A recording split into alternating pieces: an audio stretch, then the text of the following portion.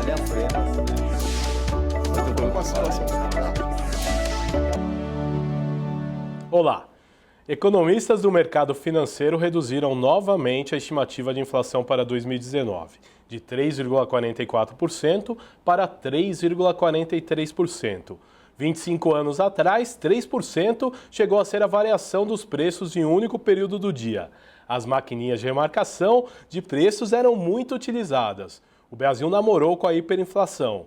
Buscou alternativas para evitar o descontrole inflacionário, mas só conseguiu com o Plano Real, que redefiniu os rumos da economia brasileira. O que determinou o sucesso do Plano Real e o que ainda continua sendo importante nos dias atuais. É o que vamos abordar no Em Discussão especial de hoje com os economistas Alessandro Azzoni e André Saconato, que é da FEComércio São Paulo. Começando este programa primeiro, André, a FEComércio organizou um evento, no mês de agosto, uma palestra de 25 anos do Plano Real, com Fernando Henrique Cardoso, com o ex-ministro Rubens Recupero e também com o economista Pércio Arida. Vamos falar um pouco desse evento. Exatamente, Guga. Esse evento ele tratou muito de dois aspectos do Plano Real, que foi muito interessante. O primeiro é o aspecto técnico, que todo mundo gosta de saber como que aconteceu, porque nós vínhamos de ad eterno com inflação muito alta. A gente imaginava na época que a inflação nunca ia acabar. E da parte de bastidores também, que é muito interessante, Os três participaram ativamente da criação e da elaboração do Plano Real.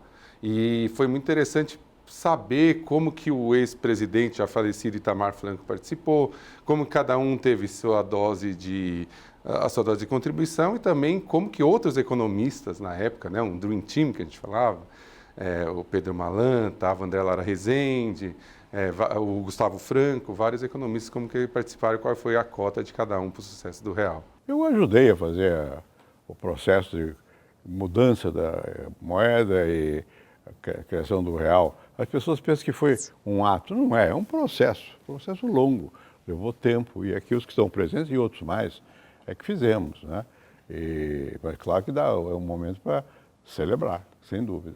O Congresso, eu devo dizer, que colaborou, hein? Apesar de todos os problemas, houve pessoas que ajudaram muito. Um foi o Luiz Eduardo Magalhães, quem mais ajudou, que não está mais aqui entre nós. Foi uma pessoa com muita firmeza. O Baixa, que foi a pessoa o Baixa que era o negociou, intermediário. O Baixa vivia no Congresso. Vivia lá, eu chamava o Baixa de senador. Exato, senador. Aliás, ele tem o físico de rolo. E eu acho também, sabe, que não é por demagogia, mas houve uma colaboração da população, porque como houve um esforço grande de comunicação, não de propaganda, de fornecer os fatos informação, com clareza, as pessoas aderiram, sabe? Aderiram ao plano. Você sabe que nesse sentido, talvez me recordando um pouco daquela época de preparação, eu não sei se o Pércio vai confirmar, mas eu acho que a ideia principal foi sua, Pércio. Isso que eu ia falar, foi do paper dele. Não foi do com paper André. só, não. Isso é conhecido. Foi uma reunião no Banco Central aqui de São Paulo, que nós estávamos reunidos e que você disse que tudo tinha que ser claro, tinha que ser antecipado. Da transparência, o senhor está falando da transparência. Tinha que ser antecipado, ao contrário dos planos até aquela época, era de surpresa. Pacotes. E eu peguei logo, agarrei a ideia e disse, vai ter que ser assim. Isso é uma novidade, hein? As pessoas acham que plano de estabilização basta ter ideia, que é um equívoco monumental. Plano de estabilização, é uma obra de engenharia política. Você precisa convencer, você precisa ter leis que aprovem, você tem que ter esse apoio da população, você precisa ter apoio do Congresso. Então, tem uma engenharia política complicada. E um dos grandes problemas nossos é que o Plano Cruzado criou no imaginário da população, de um lado, a ideia de que era possível a estabilização. Isso faz parte do processo de democratização. Da mesma forma que a Constituição de 88 incorporou direitos, também na democratização tinha essa ideia muito forte. Olha, tem que estabilizar, aquilo está firme no imaginário coletivo. Mas como todos os planos anteriores tinham ou feito barbaridades, feito Collor, ou congelado preços, a inflação entrou numa dinâmica diferente. O empresário esperava que tivesse um congelamento de preço.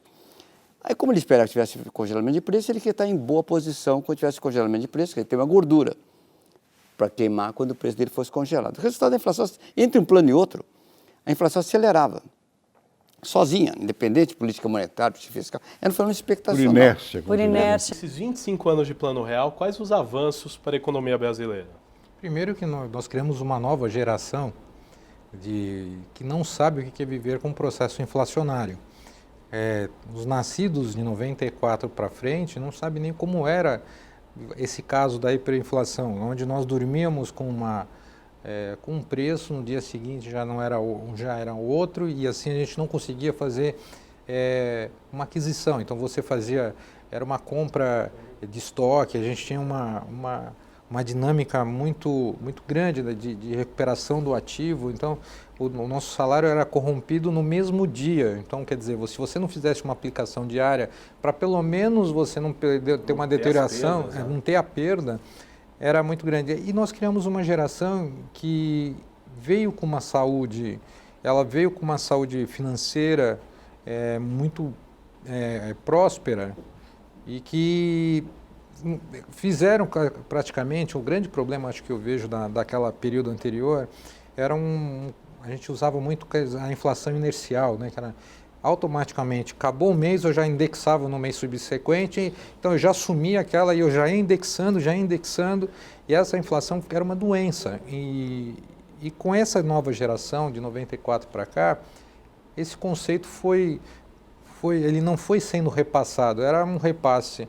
Era feito um acerto nos contratos anualmente, então isso não pesava tanto dentro daquele processo que eu já capitalizava o mês seguinte, já começava o mês subsequente, já com a inflação do mês anterior. Então, quer dizer, você já prefixava. Então, acho que um dos avanços eu vejo que é uma geração que, apesar ainda não sabe poupar, ela não sabe administrar seus recursos, mas ela foi muito próspera para todos nós, deu uma tranquilidade financeira para nós. Você tirou aquela população que tentava adquirir um certo status, né? Assim, não digo um status social, mas um determinado prazer de consumo, que ela não conseguia fazê-lo. E ela, com o Plano Real, ela possibilitou fazê-lo, né? Então, eu vejo isso como um grande avanço. Agora, trabalhando um pouco com o fator histórico. Em 1994, Fernando Henrique, se não me engano, ministro da Fazenda ainda, não era ministro da Economia, né? Ele, um sociólogo, né? Ocupava o ministério. Como ele se embasou para criar esse Plano Real? Eu acho que isso é interessante. Eu sempre falo que ministro não é um cargo técnico. Ministro é um cargo político. Eu dou como exemplo, por exemplo, eu acho que um outro ministro que foi bem sucedido em termos econômicos, o ministro Palocci, que não era um economista. Né? Assim como o ministro Fernando Henrique não era um economista. Sim. O que você tem que fazer? Você tem que dar condições para as pessoas que são técnicas trabalhar. Então, o que acontecia? Os dois, no caso, eram mais ou menos o para-raio. Então, eles recebiam todas as críticas e absorviam isso e deixavam o pessoal lá trabalhar. Os dois, a coincidência é que os dois tiveram o que nós chamamos de Dream Teams econômicos.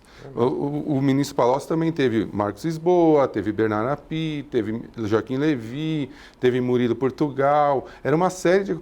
É o comum entre os dois. Coisas que, infelizmente, não foram repetidas em ministérios que vieram depois. Nós chamamos de a nova matriz desenvolvimentista, que foi o fracasso que nós conhecemos.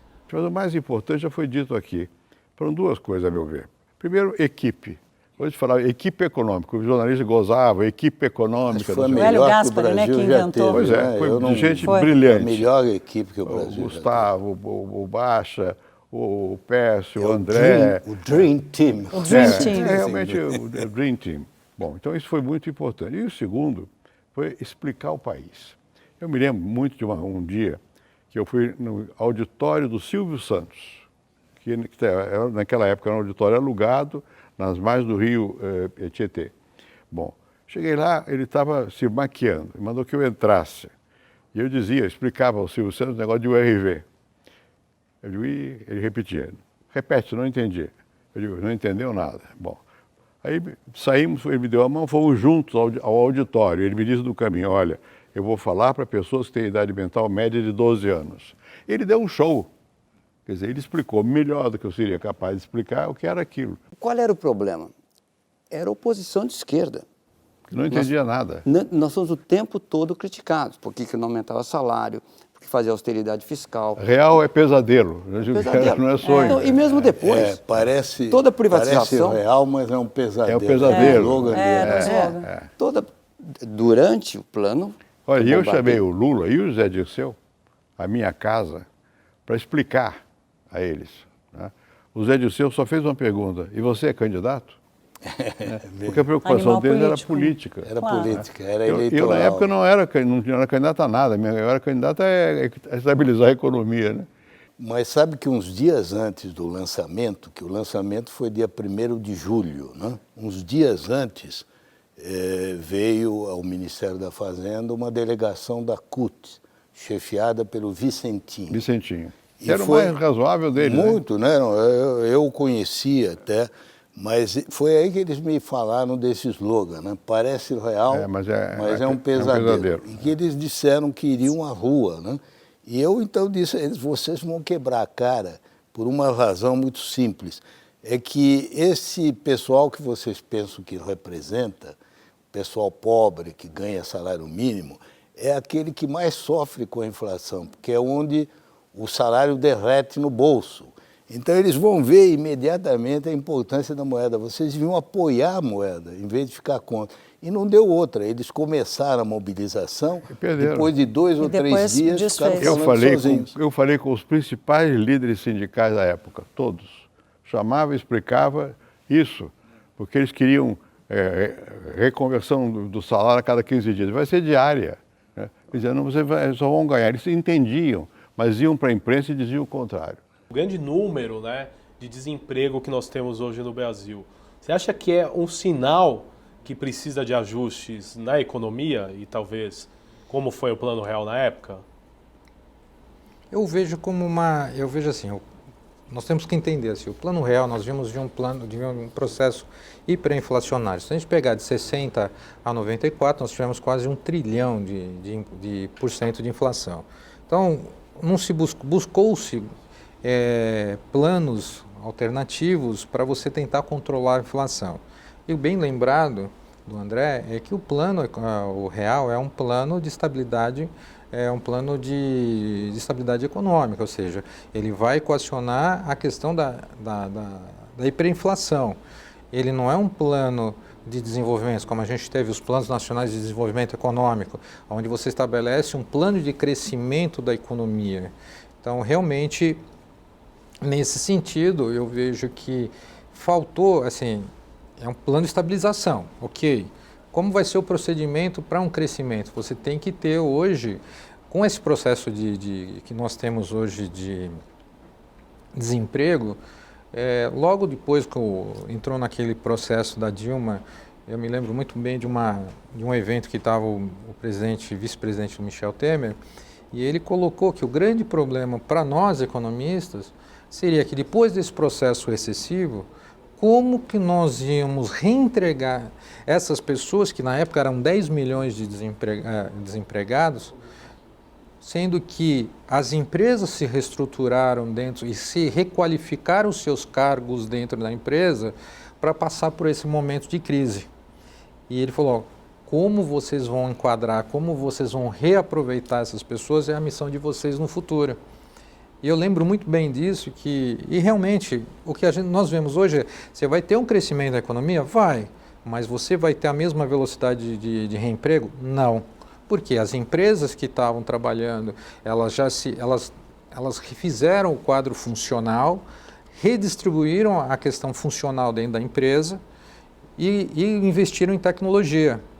Então, para você poder voltar a ter emprego novamente, você vai ter que fazer realmente um plano de desenvolvimento a longo prazo. As empresas estão com uma capacidade ociosa. O que é a capacidade ociosa? Aquele espaço que a empresa tem ainda para produzir sem ter que aumentar a sua planta. Essa capacidade ociosa e com a reformulação da sua equipe, automaticamente, se a economia crescer esse ano e o ano que vem, eu acredito que nós não vamos ter uma empregabilidade tão proporcional nesse sentido, tendo em vista o que nós passamos na crise anterior. Agora, vamos voltar para a questão técnica, né, e econômica, porque na época foi necessário instituir a URV antes do Plano Real, antes da moeda? Era o test drive. Eu vou até buscar no que o Alessandro falou, e ele falou com propriedade, que é o que nós chamamos de inflação inercial. O que acontece? Basicamente, como você tem, vamos supor, tem 30% de inflação no mês de agosto, o que o comerciante fazia? Começava setembro, ele já colocava 30% para se proteger desse 30% inicial. E aí você tinha mais a inflação do processo econômico, então esse 30% virava 40%. Aí em outubro o que ele fazia? Já colocava 40%, esse 40% virava 50%. Isso que nós chamamos de inflação inercial. Isso não tem nenhuma raiz econômica em termos de excesso de demanda, choque de oferta.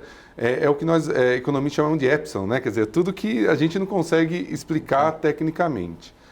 Então, o que era necessário fazer? Era preciso tirar da cabeça do comerciante, do industrial, essa inflação inercial. E o que foi feito de uma forma engenhosa, eu acho que foi a parte mais brilhante do plano, talvez. Você começou a fazer com que duas moedas, uma não era moeda, mas ela viria a ser, mas dois índices andassem junto, o RV e o antigo, a moeda antiga que você gerava inflação. Era o Cruzeiro Real. Cruzeiro Real, exatamente. O que acontecia então? Os preços em Cruzeiro Real mudavam, mas a ORV tinha uma relação com o Cruzeiro Real que mudava todo dia. Então, por exemplo, se uma ORV valia um Cruzeiro Real, no outro dia o preço em Cruzeiro Real ia para 1,20, em um RV ele continuava 1, porque a relação entre o RV e Cruzeiro Real passava para 1,20. Então, em um RV, unidade referencial de valor, né, não é real, os preços sempre se mantinham constantes. Isso foi mantido, essas duas moedas, por 6 meses, mais ou menos, até julho. Julho, você tirou o Cruzeiro Real e transformou o RV em real. O que aconteceu? Nesses 6 meses, toda a população olhava o RV e via que os preços do RV não mudavam. Eram sempre os mesmos. Quando transformou isso em real, você meio que extraiu a inflação inercial da cabeça das pessoas. Então, isso foi muito engenhoso.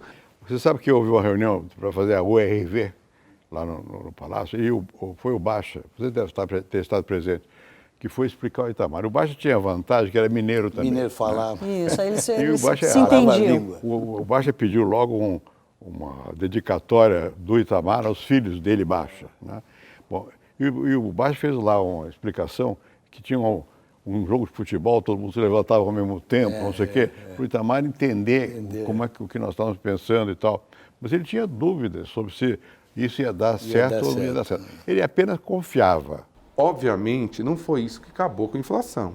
Você teve um componente cambial, você teve um componente de aumento da carga tributária para ajustar as contas públicas, mas a inércia inflacionária foi debelada com essa relação RV Cruzeiro Real. Bem lembrado, porque a carga tributária pelo ano real teve um superávit absurdo. Então, quer dizer assim, foi o que sustentou. Isso. Lógico, foi uma ação acumulativa. Foi a redução dos gastos e aumento da arrecadação que conseguiu o governo fazer os investimentos que eram necessários. E fora as privatizações de linhas que eram demandavam investimento altíssimos, que era o caso da telefonia, existia um mercado informal que era um absurdo. Para você alugar uma linha telefônica ou ter um plano celular era um absurdo. Então, e o investimento que o governo deveria fazer era também... Então, eu acho que essa reestruturação também ajudou muito. No começo era tudo duvidoso, né? Ninguém sabia bem, vai dar, não sei o quê. Nós estávamos quase que obcecados com a questão da inflação e tal. Depois aquilo foi se firmando. Houve momentos em alguns governos aqui que eu temia que houvesse um descontrole maior e que isso levasse à volta da inflação. É sempre perigoso, a gente tem que estar sempre olhando com atenção. Mas o que havia naquela época não era uma inflação comum, era a continuidade de uma inflação astronômica. Então era um descontrole realmente muito grande.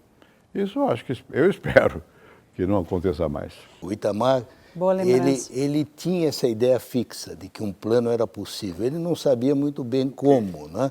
Acho que na cabeça dele era mais uma repetição do plano cruzado, né? Que tinha provocado aquela imediata popularidade, né? Mas ele perseguiu aquilo com muita atenção, tanto que o presidente foi o 4º ministro da Fazenda, né? No dia que ele me convidou, ele me levou para uma salinha que ele tinha, se lembra? Ao lado da mesa do presidente, ele tinha uma imagem de Santa Terezinha e Nossa Senhora Aparecida, né? E foi aí que ele me disse que eu queria que eu fosse ministro da Fazenda. E eu tentei me desvencilhar, não por modéstia, não por humildade, mas por medo, né? Porque eu senti que era uma responsabilidade grande. E eu sugeri que fosse o Baixa, o Pedro Malan, que eram os elementos mais sêniores, né, da equipe, e ele me respondeu em mineirês: nós examinamos todas as alternativas, o senhor é a única opção. Eu aí entendi que o que ele queria dizer é que da equipe não adiantava sugerir ninguém, ele queria alguém escolhido por ele. Aí eu perguntei a ele, né, tá bem, mas o que o senhor quer que eu faça? E ele, mostrando como ele tinha ideias claras, ele deu uma resposta ipsis literis: eu só quero que o senhor aplique o plano com essa equipe que está aí. O que para mim foi valioso, porque toda vez que ele tentava estraçalhar o plano, e foram muitas as ocasiões... Até sem querer. No final eu lembrava ele dessa frase e eu dizia: olha, se eu fizer o que o senhor quer, acaba com o plano e com a equipe, porque a equipe vai embora. Até o fim ele não acreditava, sabe que 72 horas antes ele me telefonou, um telefonema dramático, e ele me disse: o senhor, que ele me chamava sempre de senhor, o senhor de fato está convencido de que não precisa uma tabela e um congelamento? Eu disse: que era a fórmula conhecida, né? Era a preocupação na época, essa época que eu menciono aí, o comum era o seguinte: tem que fazer duas coisas. Tem que tabelar preço e prender o Abílio. É verdade. O fiscal... Porque, ou seja, simbolicamente, claro, o pessoal que remarcava, não sei o quê. Para não remarcar no mercado. Era isso mesmo. Era isso. Era difícil. Ele queria. O Itamar queria, mas queria aquilo. Não fazer aquilo foi para ele uma certa decepção. Depois deu certo, né? Sabe que nessa era disruptivo, para a gente usar um termo moderno para um acontecimento do passado. Com ele, sabe? Eu, depois de usar todos os argumentos, que agora havia a lei da competição, que podia se abrir a importação se houvesse aumento de preço e tudo, ele terminou me dizendo: olha, então é a sua responsabilidade, eu não acredito que vai dar certo. O ajuste fiscal, na visão de vocês, foi fundamental para o sucesso da implantação do Plano Real? Sim, foi o financiador praticamente do Plano Real, porque o governo, de uma certa forma, ele conseguia reduzir os custos, fazia seu orçamento, equilibrava o orçamento e, ao mesmo tempo, ele tinha um aumento de arrecadação. Então, não é como o governo hoje. O governo hoje, para ele ter uma sobra de receita, ele tem que reduzir gastos ou aumentar a carga tributária. Hoje não tem espaço para aumento de uma carga tributária. Naquela época, nós tínhamos um espaço, porque nós não tínhamos noção do que a gente pagava, porque o nosso dinheiro não valia, então nós não tínhamos uma ideia do que como nós temos hoje. Então houve essa questão da carga tributária, foi um grande financiador para todos esses investimentos, até para atrair foi as reservas internacionais, que foi fundamental para financiar os nossos momentos de oscilação. Até aproveitando a exposição, é interessante notar que na teoria econômica você tem 3 tipos de inflação, né, que compõem a inflação total. A inflação de expectativa, que nós já falamos, que é inercial. A inflação de choque, que é aquela inflação de alagou a plantação de feijão. Então você teve uma queda da oferta de feijão e aí o preço subiu. Geralmente essa inflação ela se anula ao longo do ano, né, onde sobe e depois ele desce. E um terceiro ponto que é a inflação de demanda. A inflação de demanda se tem mais gente querendo comprar do que mais gente querendo vender, o preço sobe. E se isso continuar, e se isso for continuamente acontecendo, o preço sobe sempre e você pode ter hiperinflação. Nesse sentido, então nós já falamos da primeira, que é a inflação inercial, que foi via ORV. Nesse sentido que entra o ajuste fiscal. O ajuste fiscal e o câmbio, né? Vamos falar um flutuante, né? Que virou fixo em 94, só voltou a ser flutuante em 99. Então, o que aconteceu? No fiscal, o governo aumentou muito a carga tributária e ajustou o fiscal. Então, o governo para de pressionar os preços, porque ele é um comprador, ele é um demandante das coisas. Então, ele parou de pressionar os preços. Também vamos dar um ponto para o governo Fernando Henrique, que é o seguinte: ele teve que equalizar todas as bombas dos estados, teve que reequacionar todas as dívidas. Só isso em si já gerou quase 10% de carga tributária a mais, mas também teve essa segunda parte. E a segunda parte interessante de falar é o câmbio. Quando você fixa o câmbio, nós fixamos o câmbio, chegou a 75 centavos de real um dólar. Foi mesmo. O que acontece? Você facilita muito a importação. Né? Imagina que um perfume de uma marca boa lá fora, que é $40, com imposto ele chega aqui em R$50. Sim. E aí ele vai ter que disputar com as marcas nacionais, vão ter que vender a R$50 também para disputar com ele. Sim. Quando você facilita a importação, você aumenta a oferta interna e você, obviamente, com mais oferta, os preços são obrigados a cair. Então, na realidade, são 3 componentes: inflação inercial, ajuste fiscal e a âncora cambial, que ajudou nesse sentido. Tem um custo isso daí. O país não emite dólares. Exato. Então, para manter 1 por 1, ou seja, para ele te falar, olha, Guga, vem aqui com R$1 que eu te dou $1, ele precisa ter dólar. Sim. O dólar é das reservas. As reservas caíam, ele tinha que subir os juros para ajustar E aí isso vai uma pergunta também. Esse ajuste fiscal, ele exigiu a limitação de emissão de novas moedas, né? Então, na verdade, era o seguinte, no Plano Real, ele estanca a fábrica de moeda.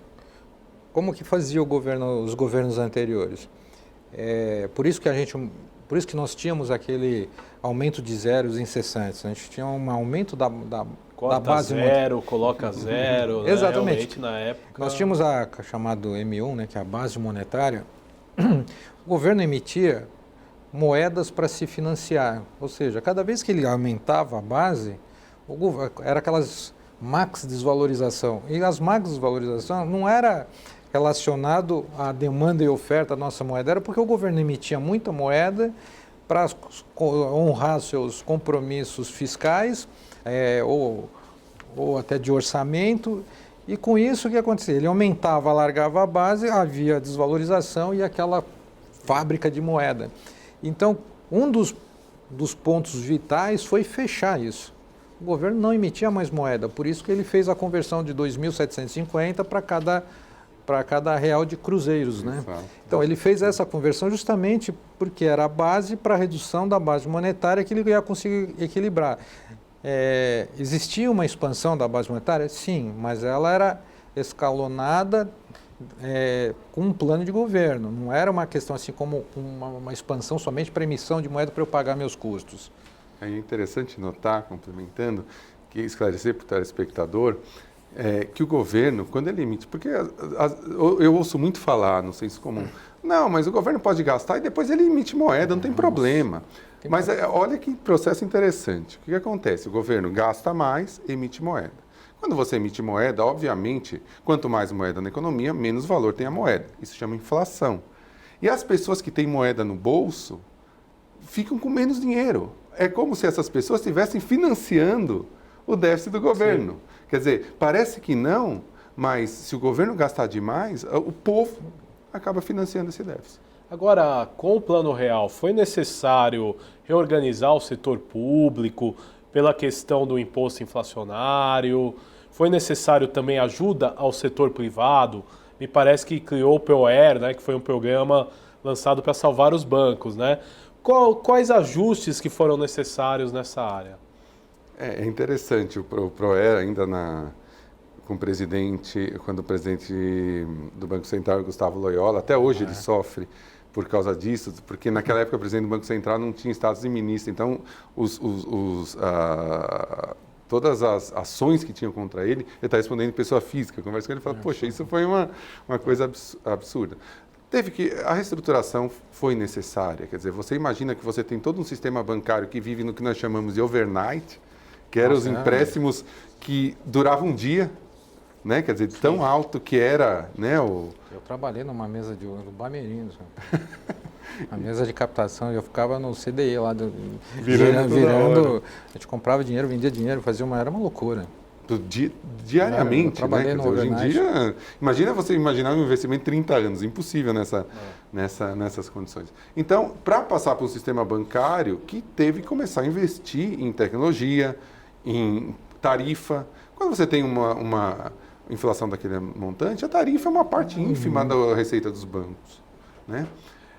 Então, assim, teve uma reestruturação, muitos bancos tiveram problemas sérios, e se não fosse o PROER, a gente podia ter uma quebradeira de bancos que podia pôr a perder o próprio Plano Real.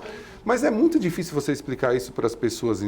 Parece que ele está dando dinheiro para banco, mas não é. O resultado, se não fizesse isso, era muito pior. Porque quando quebra banco, o dinheiro que está lá são das pessoas. Então, na realidade, é muito complicado você explicar isso, mas foi necessário. E você teve que fazer uma reestruturação produtiva também das empresas. Muitas viviam de aplicações financeiras. Nós estamos tendo a segunda revolução agora, né? A primeira revolução foi da hiperinflação para quase na inflação, e agora a segunda é dos juros de 2 dígitos para os juros de 1, e o juro real baixando provavelmente de 1% até o final do ano, que é uma nova reestruturação. Você tem que começar a viver. Eu tenho um amigo que fala, você vai ter que trabalhar para ganhar dinheiro agora em diante, né? Porque vivia muito dos juros daquela época, claro. Realmente. Essa reestruturação... A gente fez fortuna com esses juros? Não. Sim, porque o que aconteceu? Você, como o André falou, os bancos, não existia cobrança de tarifa, cesta de produtos. Imagina, bastava ter seu depósito à vista lá, o banco punha lá no overnight, emprestava para outros bancos, fazia o giro e o banco se remunerava completamente com o giro do dinheiro. Então, e o que ele remunerava a sua conta ainda era suficiente para você não reclamar para buscar mais. Então, o banco vivia disso. Quando veio o Plano Real, os bancos tiveram que se reestruturar e falar, e agora? Minha máquina está grande, está inchada, não pago mais o custo, como que eu vou fazer? Começou a cobrança de tarifas, você teve que introduzir novos conceitos, e aí que começou a ter o risco dos bancos que não conseguiram se adaptar, e realmente a questão do PROE foi vital, porque a gente teve a crise na Argentina, que os bancos foram obrigados a fechar por uma semana para evitar aquela corrida no saque naquela época que a Argentina teve a crise. E esse momento de você, concordo, não é você dar o dinheiro. Na verdade, o banco o PROER, ele financiava, o Banco Central financiava o teu dinheiro ser protegido, porque você não tinha... O banco, só para o telespectador entender, o banco trabalha com uma moeda escritural. Quando você deposita lá o seu dinheiro, quando eu depositei R$1.000 lá hoje na minha conta, automaticamente ele emprestou. Que emprestou para você, que emprestou para o câmera, que foi emprestando. E, na verdade, se eu for sacar, se nós todos fôssemos sacar os R$1.000, não tem esse dinheiro. Porque ele trabalha, e o Banco Central já trabalha com o efeito multiplicador desse dinheiro. Por isso, quando ele faz a conta, ele sabe quanto esse dinheiro vai gerar na economia, o efeito multiplicador. Então, quando você tem uma questão de uma crise de um banco, todo mundo vai correr para sacar, e o banco não tem esse dinheiro para pagar, porque ele está girando. E cada está no empréstimo, você tem as parcelas para pagamento. E nessa época tinha um movimento direto para os bancos, né? Sim. Então essa questão do PROE foi vital para evitar a quebradeira dos bancos, como ocorreu na Argentina, e deu uma saúde financeira realmente, foi injusto até, né? Agora a taxa Selic, ela foi criada com o Plano Real ou veio depois? Não, a Selic ela foi criada com uma taxa básica de juros justamente para normatizar as relações financeiras. Por exemplo, assim, não que ela seja a taxa, vamos dizer assim, não é que ela é a taxa que vai praticar os empréstimos bancários, mas é a taxa básica de juros que o banco pode negociar a sua aplicação. Então, você não tinha uma unidade onde qual era a taxa justa, qual não era, como que você definia, e a taxa Selic ela veio justamente porque ela vinha, era dada pelo um órgão que era praticamente o Conselho Monetário Nacional, as entidades que compunham, tinha o Banco Central, o Ministério da Fazenda, tinha representantes de bancos, e lá se discutia qual era a necessidade de se manter uma taxa para cima ou para baixo, dependendo do desenvolvimento da economia. Se a economia tivesse uma situação de demanda, por exemplo, uma busca por demanda, e você tem que dar uma contida, você aumentava para estimular que a pessoa não gaste, ela faça um investimento, e você tira esse dinheiro de circulação, dá uma freada na demanda. Então ela foi usada, a taxa era usada como política monetária. Então quando eu percebia que tinha picos inflacionários por demanda, eu aumentava essa taxa. Então era um mecanismo que eu conseguia normatizar o setor financeiro como um todo. O Plano Real, ele continua atual para os dias de hoje, ou você como economista vê ajustes necessários para melhorar até a crise no país? Eu acho que o Plano Real foi um primeiro passo, e um passo muito importante de estabilização da economia. Por quê? Porque Porque o empresário, quando ele quer investir para 20, 30 anos, que são os investimentos importantes, investimento em infraestrutura, por exemplo, o Brasil é tão carente, o que ele faz? Ele olha, ele vai trazer todos os rendimentos que ele vai ter daqui até 30 anos para hoje e ver se vale a pena não investir comparando com o valor do investimento hoje. Com inflação, isso é impossível. Então, quer dizer, foi um primeiro passo. Acabando com a inflação, estabiliza o longo prazo e você consegue fazer investimentos de longo prazo, por exemplo, no país. Só que acho que o grande problema que nós tivemos foi o seguinte, nós não demos o segundo passo, desde 94. Nós tivemos alguns espasmos, imaginando que a gente ia dar o segundo passo, e nós não demos ainda o segundo passo. Qual que é, na minha opinião, o segundo passo? É preparar o Brasil para esses investimentos. Quer dizer, você vai ter, por exemplo, um país muito mais estável em termos de economia, eu não posso ter grandes variações, eu tenho que ter um país mais desburocratizado, eu tenho que melhorar a produtividade da economia, que é quanto cada trabalhador pode produzir, né, num certo período de tempo.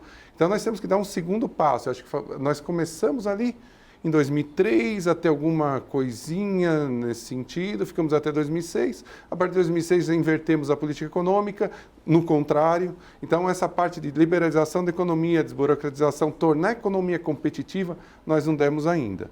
É preciso dar esse segundo passo, porque nós temos aí, se a gente perceber, principalmente nos últimos 10, 15 anos, uma estagnação muito grande da economia, basicamente produtividade baixa. Eu não sou economista, o Pércio pode explicar melhor. A gente deixa ele por último, que aí ele dá a solução. Mas eu acho uma coisa que é importante. Quer dizer, o Brasil tem uma crença nele próprio. Sempre teve. A ideia de que nós vamos dar certo. Né? Bom, e temos dado. Se você olhar na linha do tempo, o Brasil tem melhorado muito. Né? Bom, não pode perder essa crença, acreditar no país. E o país é uma coletividade, portanto, tem pessoas que são umas contra as outras, às vezes, mas tem algo que é comum. Nós temos que valorizar esse algo que é comum, acreditar de que nós podemos e orientar nossas ações para o futuro, com esperança. Esperança é importante, porque se você não tem esperança, você não faz nada. Então, se você vai, eu cruzei os braços porque isso aqui não vai dar certo. Isso aqui vai dar certo. Para dar certo, nós temos que estar mais juntos. Por isso que é tão negativa essa posição de dispersão, de não coesão. Não é? Especialmente, eu acho que os presidentes do Brasil, fui presidente, eu sentia isso, tem um papel simbólico. Não é? Bom, e que vem de longe, vem da monarquia até, a ideia de você ter um poder moderador. Não é? Em Portugal, eu assisti uma vez a solenidade que o presidente de Portugal, o Mário Soares, quando foi eleito, ele rasgou a carteirinha dele de socialista e da Internacional Socialista, para provar que agora você é presidente de todos, não é da parte. Esse sentimento tem que ser recuperado. Tá? O que é o nosso coletivo? No que nós acreditamos? Porque senão você não sai do lugar. Fica um brigando com o outro e só vendo os dados que são ruins. Os dados, em geral, nesse momento não são bons. Você tem que imaginar o que vai acontecer e tentar chegar lá. Imaginar um futuro de maior prosperidade. Usando a coesão como um instrumento. Uma coesão e com esses valores que foram ditos aqui. A moeda tem que ser estável, tem que diminuir a desigualdade, que é muito grande no Brasil, e tem que haver crescimento econômico. Se não houver crescimento econômico, você não consegue sustentar os objetivos que você deseja. Portanto, nós temos que nos concentrar coesamente em ver como é que se faz isso, né? E avançar. E isso, se não tiver rumo, não vai. A função de quem governa é dar um caminho. Qual é o caminho? Quando as pessoas não sentem um caminho, cada um vai defender o seu. Claro. Eu defender o seu, despedaça, não junta. É o que eu acho. Olha, o presidente, na verdade, já disse tudo. O que ele disse, em outros termos, é que o desafio maior não está na economia, está na política. Né? Se nós não tivermos uma política adequada, não voltará a confiança para fazer crescer. Agora, dito isso, o caminho eu acho que é mais ou menos claro. Nós vamos ter que conciliar aquilo que o governo do PT, no final, sacrificou, que é a solidez econômica, inclusive a responsabilidade fiscal, com a luta contra a pobreza, contra a desigualdade, né? Contra a ignorância. porque os governos do PT fizeram um esforço, tiveram grandes programas sociais, mas no final, sobretudo, eles transmitiram a impressão que para fazer esses programas sociais era preciso sacrificar a solidez da economia. E, na verdade, isso não procede. É preciso conciliar as duas coisas, né? Então, nós precisamos, primeiro, conciliar isso, né? E, em seguida, eu acho que não haverá grandes dificuldades no terreno da economia, porque o país ainda é muito rico, né? Tem grandes perspectivas pela frente, e tanto o investimento em infraestrutura, como, sobretudo, o investimento em recursos humanos, são os que vão permitir aquilo que o Brasil não conseguiu até hoje, elevar a produtividade, que é, no fundo, o sinônimo de crescimento e desenvolvimento. Entendeu?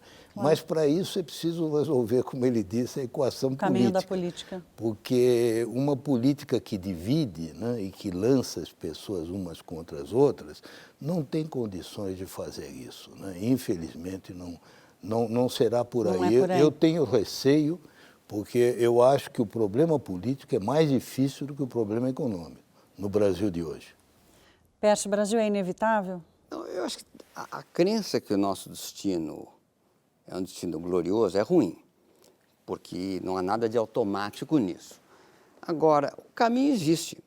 Eu, quando falo caminho, assim, olha o Chile, 3 horas e meia de avião daqui, com a mesma herança ibérica. A Espanha? Espanha não, eu nem falo Espanha, que esse país é velho mundo, mas Portugal, olha o Novo Mundo. Portugal. O Novo Mundo, América Latina, mesma herança ibérica, tem um país que cresce mais que o Brasil há 20 anos. Peru? Todos os anos. E o único excesso é 2010, se pegar 2009, 2010, 2011, cresce mais que o Brasil. Na prática, o que aconteceu? O Chile fez todas as reformas antes do Brasil. O Chile estabilizou a inflação antes, o Chile iniciou um processo de privatização antes, o Chile atingiu o equilíbrio fiscal antes, o Chile fez livre conversibilidade da moeda. É um país bem mais fácil, né? Pequeno. Mas meu ponto aqui... Não tem problema federal. Meu ponto aqui é o seguinte, tem um caminho, é possível. Agora, para chegar lá, tem uma arquitetura política importante, que é uma arquitetura de unificação, tem que sinalizar um caminho crível, e tem que ter suficiente articulação para unir o país inteiro em torno das reformas necessárias. O Chile tem uma circunstância muito excepcional, foi o governo militar, depois é um caso muito específico. Mas, do ponto de vista econômico, o caminho é esse. Agora, o nosso caminho é outro. Nosso caminho aqui, espero, não é o caminho do governo militar autoritário, é um caminho democrático, é um caminho difícil, é um caminho com uma Constituição que ficou obsoleta em inúmeros aspectos, feito um ano antes da queda do Muro de Berlim. É um país com complexidade federativa muito maior. Enfim, é um outro caminho, não é o caminho chileno, mas a direção é a mesma, as reformas são as mesmas. Se a gente fizer essas reformas, teremos o sucesso que o Chile tem. Eu gosto de citar o Chile pelo seguinte, comparar com a China, a Coreia, mesmo a Europa, é outra configuração cultural, outra história. Quilômetros. Né, Mas a Índia, que é mais complicada que nós, está conseguindo. A Índia é mais complicada. A Índia é um ser federativo que cada estado tem sua língua. Claro. É mais complicado. É mais difícil. E a Índia achou um caminho. Nós temos, eu acredito que nós temos condição de encontrar o nosso, mas começa na liderança política, antes de mais nada. Chegamos nos momentos finais do nosso Em Discussão Especial de hoje, mas eu vou deixar uma pergunta, né, como destaque final desse programa. Na visão de vocês, um de cada vez, qual o maior legado que o Plano Real deixa para o desenvolvimento econômico do nosso país? Vamos começar primeiro com você, André. Na verdade, eu acho que assim, o mais, é ter criado uma geração sem vício inflacionário, sem aquele medo de você não conseguir realizar o teu sonho. Você conseguiu ter uma coisa que a gente não tinha, longo prazo. Com fazer financiamento de imóvel com 120 meses, 320 meses, o carro com 60 meses, 84 vezes. Era irreal você fazer fazer uma... Ou você tinha dinheiro ou você não tinha dinheiro. Você não tinha como fazer um financiamento a longuíssimo prazo. Era uma coisa inviável. Então se criou até para nós que éramos dessa geração inflacionária, eu tinha muito medo de assumir essa questão. Eu acho que isso foi um legado muito importante.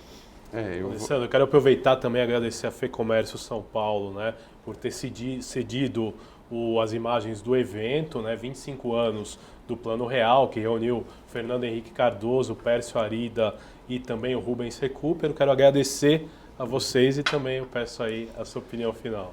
Eu vou sair um pouco do econômico, porque acho que o Alessandro já cobriu isso de uma forma perfeita, que é do longo prazo. Eu acho que o interessante é que o Plano Real ensinou para a gente que a gente deve ter ousadia. Deve ter ousadia para enfrentar os desafios. E mostra para a gente hoje em dia que nós tínhamos um problema na época, qual que era? Inflação. Vamos atacar a inflação. Nós temos um problema hoje que é o principal do Brasil, produtividade.